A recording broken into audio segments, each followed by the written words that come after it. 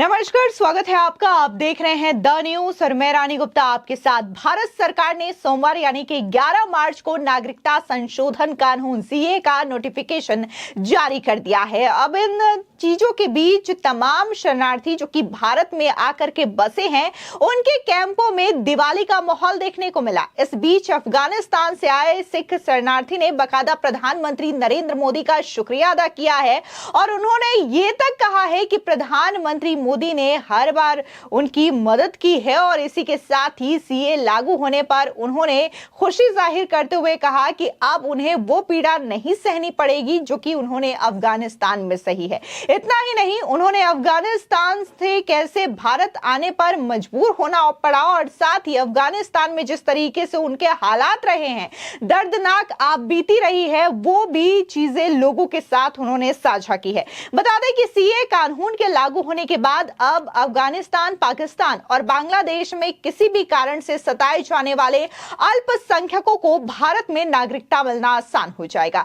यह कानून लागू होने के बाद उन तमाम लोगों की प्रतिक्रियाएं सामने आ रही हैं जो कहीं ना कहीं मजहबी हिंसा के शिकार रहे हैं। पाकिस्तान के शरणार्थी हिंदुओं ने अपने कैंपों में दिवाली मनाई। अब अफगानिस्तान के शरणार्थी सिख भी सामने आए हैं। उन्होंने यह कानून लागू होने के लिए प्रधानमंत्री मोदी का धन्यवाद किया है। अफगानिस्तान के एक गुरुद्वारे में ग्रंथी रहे शरणार्थी गुरनाम साहिब सिंह ने एएनआई से बात करते हुए सीए लागू होने पर खुशी जाहिर की है। गुरनाम सिंह ने बताया कि साल 2018 में भारत आने से पहले वो जलालाबाद में रहते थे। सीए बिल लागू होने से पहले उन्होंने अफगानिस्तान से वीजा आदि न मिलने जैसी तमाम समस्याओं का जिक्र किया। साथ ही उन्होंने प्रधानमंत्री नरेंद्र मोदी को तहे दिल से शुक्रिया भी अदा किया है। गुरनाम सिंह ने खुलकर बताया कि उन्होंने अफगानिस्तान में क्या मुसीबतें झेली हैं। बता दें कि गुरनाम सिंह ने कहा कि हम इसी कोशिश में हैं कि हमारा हक हमको मिलना चाहिए, हमको नागरिकता मिल जाए। 30-35 सालों से हमारी यही जद्दोजहद थी। पीएम मोदी ने सीए का अनाउंसमेंट 2-3 साल पहले भी किया था। वो तब लागू नहीं हुआ, लेकिन अभी ये लागू हुआ है। हम बहुत खुश हैं। हम मोदी जी को बहुत ज्यादा धन्यवाद करते हैं। हमारी समस्या थी वीजा लेने की। इसके बाद गुरनाम सिंह ने बताया कि उन्हें वीजा लेते हुए क्या दिक्कतें झेलनी पड़ी है। एक बार आप भी सुनिए कि कैसे गुरनाम सिंह ने अफगानिस्तान और भारत आने के बारे में अपनी बात लोगों के सामने कैसे रखी। हमारे लोग तो 92 से यहाँ पे आए हुए हैं और 92 से हम यही कोशिश में है कि हमारे को हमारा हक जो है मिल जाए, ये नागरिकता जो हमारे को सिटीजनशिप मिल जाए। आज 30 साल या 35 साल से हमारे यही जद्दोजहद थी, लेकिन मोदी जी ने पहले भी 2-3 साल पहले जो इसका अनाउंसमेंट किया था तो वो लागू नहीं है, लेकिन अभी जो लागू हुआ है हम बहुत खुश है। हम मोदी जी का बहुत धन्यवाद करते हैं, बहुत ज़्यादा, क्योंकि हमारी जो प्रॉब्लम्स थी या हमारी वीज़ा लेने की या हमारी मुश्किलात की, अभी हम सिर्फ वीज़ा लेने जाते थे एफआरओ में तो हमारे से ये मकान मालिक की आईडी लेके आओ, पड़ोसी का साइन लेके आओ, ऐसे बंदे का पासपोर्ट लेके आओ, इंडियन हो। तो आजकल तो भाई भाई की गारंटी भी नहीं करते, तो हमारे पड़ोसी क्या गारंटी करेंगे। तो हमारे ऐसे बहुत मुश्किल थे बच्चों की पढ़ाई के लिए, मतलब घर के किराए के हिसाब से जहाँ हम जगह ले नहीं सकते, बहुत प्रॉब्लम्स थी। लेकिन जब से कल से हमको पता चला है कि ये कानून लागू हुआ है तो हम बहुत खुश है। हम मोदी जी का और इंडिया गवर्नमेंट का बहुत धन्यवाद करते हैं जो अफगानियों के साथ हमेशा उन्होंने अच्छा किया है, हमारे साथ बहुत हेल्प की है। अफगानिस्तान में तो 40 साल से लड़ाई चल रही थी, लेकिन हम फिर भी गुजारा कर रहे थे। लेकिन इस लास्ट में हमारी बहुत दिक्कतें हो गई। हम अपने बच्चों को स्कूल नहीं भेज सकते थे, क्योंकि अगर बच्चों के स्कूल भेजते, ऐसे लोग बाहर से आ गए थे, अफगानिस्तान में दाखिल हो गए थे, उनको पता ही नहीं था कि सरदार क्या है। तो हमको क्या बोलते, हमारे बच्चों को बोलते आप काफिर हो, आपने जूड़ा नहीं बताया, कचालू बनाया है, उसके बाल खींचते थे। हम अपने जो लड़की 7-8 साल की वजह से उसके बाद उनको स्कूल जाना भी बंद करते थे, क्योंकि घबराते थे कि ऐसे नहीं कि बच्ची को खुदा न खासा कि इज़्ज़त आबरू पे कोई आंच आ जाए। उसके बाद हमारे ऊपर 2018 में अटैक हो गया। पहला अटैक हमारे पे हो गया, सुसाइड बॉम्बर कहते हैं। मैं इतना पढ़ा लिखा भी नहीं है, लेकिन थोड़ा बहुत तो सीखा, जो अपने आप को बम बांधते हैं ना, ऐसे हमारे 13 जो मेंबर थे, मेन मेंबर हमारे अफगानिस्तान में सिखों के, उनको सबको उन्होंने बम से उड़ा दिया जी। ऐसे उड़ा दिया सर कि हमने वो ये पेपर नहीं होता है जिसमें आप रोटी लपेट के ले जाते हो, हमने अपने बंदों को ऐसे जलाओ उसमें लपेट लिया है कि आप देख नहीं पाते। हम कैसे जिंदा है, हमारे जहन कैसे मुड़े है, कुछ समझ नहीं आ रही। जिस टाइम हम अस्पताल गए ना तो हमारे बंदे पता नहीं चल रहे थे कि कौन किसका नाम क्या है, कौन कैसे दिख रहा है, किसका मुंह नहीं था, किसके हाथ नहीं थे, किसका पेट खत्म, ऐसे हमारे हालात देखे। उसके बाद हमारे ऊपर 2020 में अटैक हुआ हमारे गुरुद्वारे में। हमारे 21 बंदों को उन्होंने शहीद कर दिया। उसमें एक 3 साल की बच्ची जो मेरे मामा जी की पोती थी तानिया जान, उसको भी उन्होंने गोली से मार दिया। फिर उसके बाद हमारे कारते पुराण गुरुद्वारे में उन्होंने अटैक किया, हमारे 2 बंदे उधर भी शहीद हो गए। पूरे गुरुद्वारे को हमारे गुरुद्वारे को बम से उड़ा दिया। आपने न्यूज़ देखा होगा, सब कुछ न्यूज़ में आया है। अभी भी मोबाइल में आप गूगल में सर्च करें सब कुछ आ जाएगा। हम बहुत दर्द देखे, बहुत परेशानी देखी है हमारे लोगों ने। ये लोग मस्तिष्क की वजह से यहाँ नहीं आए हैं, ये मजबूरी की वजह से आए हैं।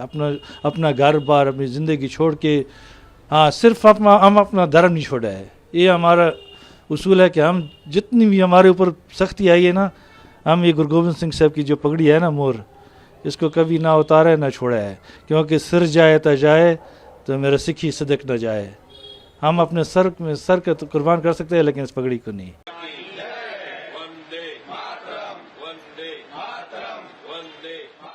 मैं आप 26/9/2000 में आया था यहाँ पे। पाकिस्तान से इंडिया आने का रीजन क्या था और इंडिया आके कहाँ पे रुके? पहले अंकल, छोटे अंकल आए थे, 83 में आए थे। फिर उसके बाद 90 में अंकल आए थे, बड़े अंकल। फिर वो भी सेटअप होते गए। फिर दादी भी यहाँ पे ही थी, तो दादी बोलते बच्चे सब साथ में रहे, तो उसकी वजह से एक जन करके आया। तीसरा अंकल मेरा 98 में आया था, फिर मैं 2000 में आया।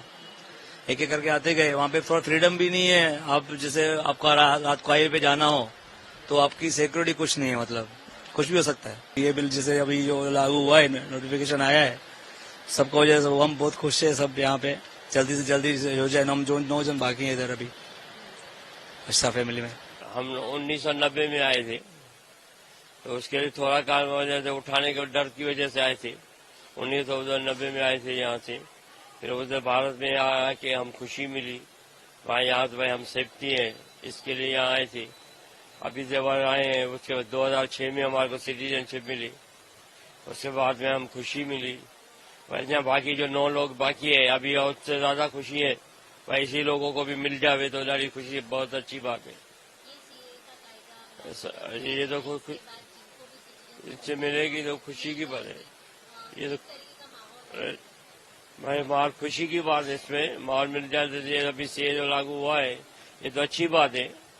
सबको सिटीजनशिप मिलना चाहिए, वो तो खुशी की बात है। भाई हम भारतीय हो गए तो एक तरफ से हो गए, अभी भारतीय होंगे तो भारतीय ही बोला जाएगा।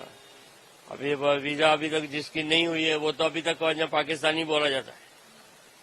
वो भारत में भी आए तो वो भारतीय अभी नहीं बोला जाता। इसकी बात है, खुशी की बात है। ये तो बहुत खुशी का माहौल है। ये जो सीए आपने कानून आया अच्छी बात है। आपको बता दें कि इसी के साथ ही गुरनाम सिंह ने आगे ये भी कहा कि हम वीजा लेने जाते थे तो एफआरओ ने हमसे ये कहा जाता था कि मकान मालिक की आईडी लेकर के आओ, पड़ोसी का साइन लेकर के आओ, ऐसे बंदे का पासपोर्ट लेकर के आओ जो कि इंडियन हो। आजकल तो भाई अपने भाई की गारंटी नहीं करता तो हमारे पड़ोसी हमारी गारंटी क्या लेते। हमारी ऐसी बहुत सी मुश्किलें थी, बच्चों की पढ़ाई, घर के किराए आदि की, क्योंकि हम जगह नहीं ले सकते थे। जब से हमें पता चला है कि सीए कानून लागू हुआ है तब से हम बहुत खुश हैं। हम मोदी जी और भारत सरकार का धन्यवाद करते हैं। अफगानियों के साथ हमेशा उन्होंने अच्छा किया है, उन्होंने हमारी बहुत मदद की है। आपको बता दें दरअसल भले ही सीए लागू होने पर पाकिस्तानी, बांग्लादेशी और अफगानी शरणार्थी खुश हैं, लेकिन विपक्षी इंडिया अलायंस इसको लगातार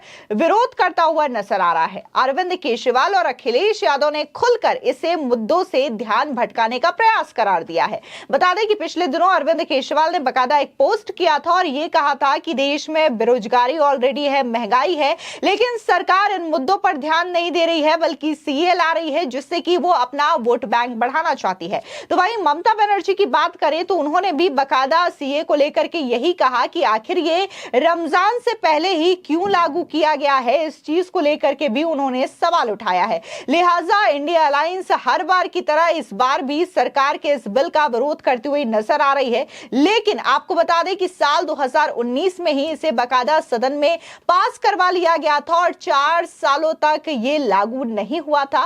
अब जब पूरी तरीके से इसको लेकर के देश में माहौल बन चुका, तब जाकर के 11 मार्च को सरकार ने इसका नोटिफिकेशन जारी कर दिया, जिसके बाद हालांकि इसको लेकर के विपक्षी इंडिया अलायंस में खलबली जरूर मची है, लेकिन सरकार ने भी कई मौकों पर यह बातें दोहराई है कि सीए जो है वो लागू होकर के रहेगा और इसको लेकर के कोई डाउट नहीं होना चाहिए, कोई गुंजाइश नहीं होनी चाहिए, क्योंकि यह कानून बन करके तैयार है और यह जल्द ही लागू हो जाएगा। जिसके बाद से यह अंदेशा लगाया जा रहा था कि चुनाव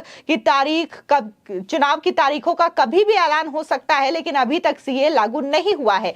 जिसके बाद 11 मार्च को शाम को अचानक से नोटिफिकेशन जारी कर दिया जाता है और यह कानून लागू हो जाता है। फिलहाल अगर बात हम दिल्ली के बहुत सारे ऐसे शरणार्थी कैंप हैं जहां पर लोग आकर के बसे हैं, पाकिस्तान के सताए हुए, बांग्लादेश के और इसी के साथ ही अफगानिस्तान के, तो इनमें बाकायदा खुशी का माहौल देखने को मिला था। जैसे ही शाम को इस बात का अनाउंसमेंट होता है, ये लोग एक दूसरे को मिठाइयां खिला रहे थे और दिवाली जैसा माहौल मनाते हुए नजर आ रहे थे।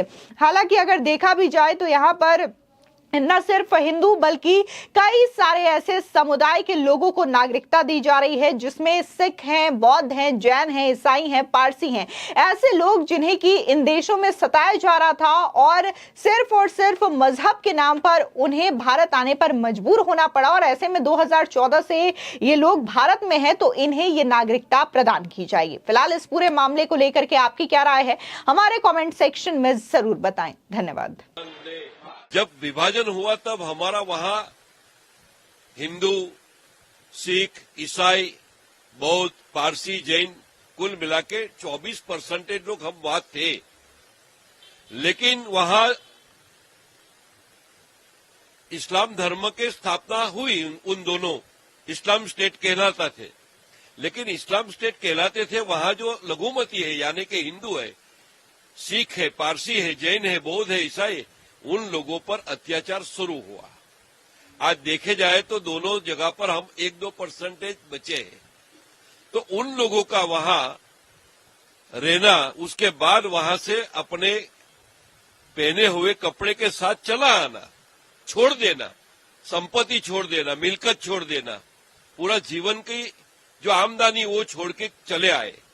अब यहां आते हैं, लाखों करोड़ों की संख्या में है, तो उनका भविष्य क्या?